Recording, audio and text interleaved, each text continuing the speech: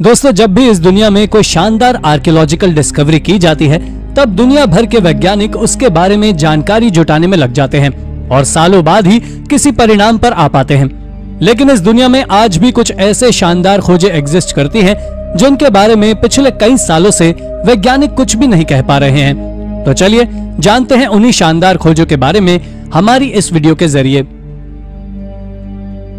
Number 10। दोस्तों, Jordan और France के आर्कियोलॉजिस्ट की एक टीम ने दावा किया है कि उन्होंने जॉर्डन के ईस्टर्न डेजर्ट में एक सुंदर नियोलिथिक साइट पर करीब 9000 वर्ष पुराना धार्मिक स्थल यानी श्राइन खोजा है और उसी श्राइन के पास ही आर्कियोलॉजिस्ट को एक डेजर्ट काइट्स नाम की बड़ी संरचना भी मिली है। आपको बता दें कि इसके बारे में आर्कियोलॉजिस्ट का ऐसा मानना है कि ये एक मास ट्रैप था और इसका इस्तेमाल प्राचीन काल के लोग जंगली जानवरों को पकड़ने के लिए किया करते थे। एक रिपोर्ट के अनुसार इस डेजर्ट काइट नाम की संरचनाओं में 2 या 2 से ज्यादा पत्थर की ऊंची दीवारें होती थी, जो आगे जाकर संकरी या कहें एक दूसरे के पास आती जाती थी, जिससे उनमें जंगली जानवर फंस जाते थे और उसके बाद उनके पास भागने का कोई रास्ता नहीं होता था, जिसके चलते इंसान उन्हें अपना शिकार बना लेते थे। इस तरह की संरचनाएं मिडिल ईस्ट के रेगिस्तान में भी पाई गई हैं, जो अपने आप में एक बहुत बड़ी डिस्कवरी है। नंबर 9। दोस्तों, अगर बात करें वॉयनिक मैन्युस्क्रिप्ट की, तो आपको बता दें कि इस मैन्युस्क्रिप्ट को 15वीं शताब्दी में प्रदर्शित किया गया था। इसकी सबसे अजीब बात यह है कि इस किताब को कुछ इस तरह की भाषा में लिखा गया था कि जिसके बारे में ना तो साइंटिस्ट और ना ही आर्कियोलॉजिस्ट ने अपनी हजारों सालों की डिस्कवरी में सुना था और ना ही देखा था। आपकी जानकारी के लिए मैं बता दूं कि वैज्ञानिकों ने इसके बारे में कुछ ही अनुमान लगाए हैं, पर वो केवल अनुमान हैं और बात आती है कि क्या वो लिखी चीज कोई टेक्स्ट है या फिर ऐसे ही मेहंदी की तरह बना हुआ एक डिजाइन। वैसे एक अनुमान के हिसाब से देखा जाए तो मालूम होता है कि इसे कभी 1404 से 1432 के बीच लिखा गया था और इसका नाम इसको बेचने वाले विल्फ्रेड वॉयनिक के नाम पे पड़ा था। इस किताब की एक और खास बात यह है कि इसमें पेड़ पौधों से जुड़ी हजारों बातें डिटेल में लिखी हुई हैं। इसका अंदाजा आप इसी बात से लगा सकते हैं कि इसमें प्लांट सेल्स और फोटोसिंथेसिस जैसे प्रोसेस तक के बारे में भी बताया गया है। हालांकि ऐसा केवल इसमें बनी कार्विंग्स को देखकर अंदाजा लगाया जा रहा है। इसके साथ ही इसमें ह्यूमन एनाटॉमी के बारे में भी अच्छी डिटेल इंफॉर्मेशन है, जिसमें बताया गया है कि इंसानों को दुनिया के अंदर मौजूद इनविजिबल एनर्जी के द्वारा ही बनाया गया है। लेकिन क्या ये सच है, ये भी एक रहस्य ही है। नंबर 8। इस वॉयनिक मैन्युस्क्रिप्ट के बाद अब हम बात करने वाले हैं चाइना के सबसे अजीब और सबसे रहस्यमय कल्चर यानी कि सांगसिंगडुई कल्चर के बारे में। आपको बता दें कि यह कल्चर चाइना के सबसे बड़े सिविलाइजेशंस में से एक था। यह सिविलाइजेशन चाइना की हिस्ट्री के अनुसार आज से 3000 साल पहले ही गायब हो गया था। पर आखिर कैसे यह इतना बड़ा सिविलाइजेशन एकाएक गायब हुआ, इस बात का पता आज तक किसी को नहीं है। अगर मॉडर्न रिसर्च के अनुसार देखें तो आर्कियोलॉजिकल डिपार्टमेंट ने इसके बारे में एक नई थ्योरी दी है, जिसके अनुसार इस सिविलाइजेशन को चाइना से एक जोरदार अर्थक्वेक के कारण मजबूरी में निकलना पड़ा था। यहाँ से आर्कियोलॉजिस्ट को कई बड़े बड़े ब्रॉन्ज स्कल्पचर्स भी मिले थे, जो सांगसिंगडुई कल्चर के ही हैं, जिन्हें चाइना से ही साल 1986 में खोजा गया था। पर क्या अर्थक्वेक वाली थ्योरी सच है या झूठ, ये बात आज भी रिसर्चर्स के लिए एक दुविधा ही बनी हुई है। नंबर 7। दोस्तों, अब हम आपको एक ऐसे आर्टिफैक्ट के बारे में बताने वाले हैं जो देखने में आपको जरूर 20वीं सदी का लगेगा, लेकिन वो कई हजारों सालों पहले का है। इस तरह के आर्टिफैक्ट्स को आउट ऑफ प्लेस आर्टिफैक्ट्स या यू पार्ट नाम से जाना जाता है। आपको बता दें कि इस दुनिया में कोई भी यू पार्ट इतना ज्यादा विचित्र नहीं है कि उसे विलियम्स एनिग्मालिथ से कंपेयर किया जा सके। इस आर्टिफैक्ट को एक जॉन जे विलियम्स नाम के इलेक्ट्रिकल इंजीनियर के द्वारा नॉर्थ अमेरिका के एक रूरल एरिया से साल 1998 में खोजा गया था। दरअसल इस आर्टिफैक्ट को आप स्वयं अपनी आंखों से देख सकते हैं कि किस तरह इसमें एक इलेक्ट्रिकल कंपोनेंट सॉलिड ग्रेनाइट में लगा हुआ था। आप जानकर चौंक जाएंगे कि वो आर्टिफैक्ट आज से 1 लाख साल पुराना है और इसके बारे में साइंटिस्ट का मानना यह है कि ये आर्टिफैक्ट्स एक हॉक्स है, जिसे केवल पॉपुलैरिटी पाने के लिए बनाया गया था।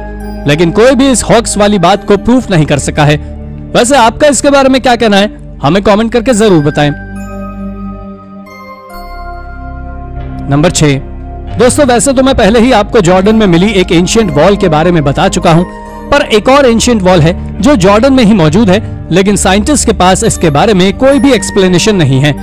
इस वॉल को कैट शाबीब नाम से जाना जाता है, जो चाइना की ग्रेट वॉल जितनी ही पॉपुलर है और ये वॉल इतनी बड़ी है कि ये जॉर्डेनियन डेजर्ट में करीब 90 मील तक फैली हुई है। इसके साथ ही आपको ये जान लेना चाहिए कि आर्कियोलॉजिस्ट को इस वॉल के आसपास से भी किसी सेटलमेंट के कोई सबूत नहीं मिले हैं। इसे ब्रिटिश डिप्लोमेट के द्वारा साल 1948 में पहली बार डिटेक्ट किया गया था, लेकिन आज तक किसी को इसके बनाने के पीछे का कारण पता नहीं है कि इसे किस पर्पस के कारण बनाया गया था। इसे बनाने वाले सेटलमेंट ने यहाँ एक सबूत तक तो नहीं छोड़ा है कि यह पता किया जा सके कि इसे किस सेटलमेंट ने बनाया था। नंबर 5, अब जब हम जॉर्डन के बारे में बात कर ही रहे हैं तो जॉर्डन, सीरिया और टर्की में डिटेक्ट किए गए कई दर्जन विशाल सर्कल्स के बारे में भी बात कर ही लेते हैं। आपको बता दें कि ये सर्कल्स आज से करीब 2000 साल से भी ज्यादा पुराने हैं, जो आज भी रहस्य के घेरे में हैं।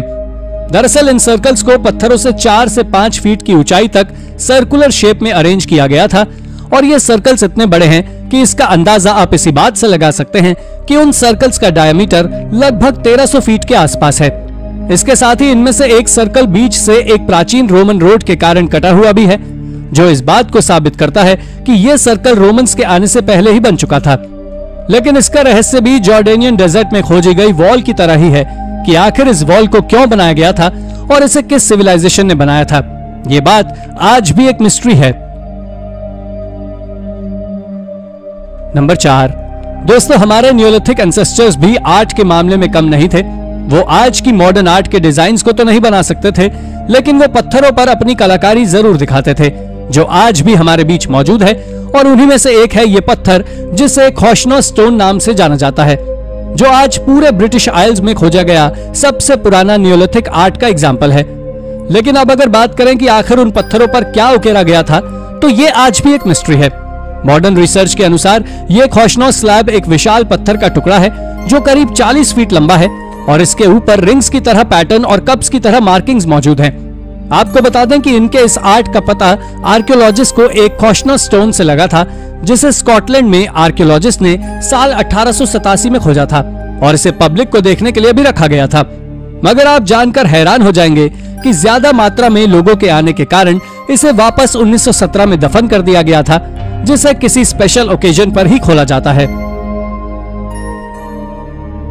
नंबर 3, दोस्तों आज की मॉडर्न साइंस के बावजूद भी हमारे पास अर्थक्वेक को डिटेक्ट करने की कोई भी प्रॉपर मेथड नहीं है, लेकिन चाइना ने ऐसा कुछ 1900 साल पहले ही बना लिया था। आपको बता दें कि ये एक साइस्मोग्राफ है जिसे चाइनीज इन्वेंटर जियांग हेंग के द्वारा 132वें साल में इन्वेंट किया गया था। ये देखने में एक वास की तरह ही नजर आता है क्योंकि इसका शेप इसके मैकेनिज्म पर डिपेंड है। दरअसल इसे ग्राउंड पर रख दिया जाता था जिसमें एक पेंडुलम लगा हुआ होता था जो काफी ज्यादा सेंसिटिव था। इसके साथ ही जैसे ही ये डिवाइस थोड़ा सा सेंसेशन फील करता था, वैसे ही इसके किनारे बने हुए मुंह से एक बॉल बाहर निकलती थी जिससे अर्थक्वेक का अंदाजा लगाया जाता था। नंबर 2, लेनप स्टोन दुनिया के सबसे सुंदर और सबसे अद्भुत आर्टिफैक्ट्स में से एक है, जिसके ऊपर कई तरह की कार्विंग्स मौजूद है। आपको बता दें कि ये आर्टिफैक्ट्स पूरी दुनिया के सबसे कंट्रोवर्शियल आर्टिफैक्ट्स में से भी एक है, क्योंकि बहुत से लोगों का मानना है कि ये एक हॉक्स है, तो बहुत से लोगों का मानना ये प्राचीन आर्टिफैक्ट ही है। इस आर्टिफैक्ट को साल 1872 में पेनिसिल्वेनिया की बक्स कंट्री से खोजा गया था और जब इसे खोजा गया था तब ये 2 हिस्सों में मिला था। इसके दूसरे हिस्से को पहले हिस्से के खोजे जाने के काफी समय बाद खोजा गया था। आपकी जानकारी के लिए मैं बता दूं कि ये आर्टिफैक्ट्स आज से करीब 10,000 साल से भी ज्यादा पुराना है। इसके साथ ही इस आर्टिफैक्ट पर नेटिव अमेरिकन की एक कार्विंग भी बनी हुई है जिसमें वो एक वूली मैमथ का शिकार कर रहे हैं। नंबर 1, दोस्तों dieting rock United state of America के सबसे अजीबोगरीब चीजों में से एक है। दरअसल इस पत्थर के ऊपर कई तरह के डिजाइन और आर्ट मौजूद हैं। इस पत्थर को पहली बार रेवरेंड कॉटन मैथर के द्वारा 1690 में खोजा गया था। शुरुआत में आर्कियोलॉजिस्ट को इस बात का जरा भी अंदाजा नहीं था कि इस रॉक्स पर मौजूद कार्विंग आखिर कब की है, पर हाल ही में आर्कियोलॉजिस्ट को मॉडर्न रिसर्च से इस बात का पता लगा है कि उस कार्विंग को नेटिव अमेरिकन के द्वारा बनाया गया था। इसे जिस एरिया से खोजा गया था उस एरिया पर कई सारी ट्राइब्स के एविडेंस मिलते हैं, जिस कारण से ये बात आज भी रहस्य है कि इसे किसके द्वारा बनाया गया था। तो दोस्तों ये थी हमारी आज की वीडियो। आपको हमारी वीडियो कैसी लगी हमें कमेंट करके जरूर बताएं और हाँ, जाते जाते इसे लाइक और चैनल को सब्सक्राइब भी जरूर कर दीजिएगा। Thank you for watching.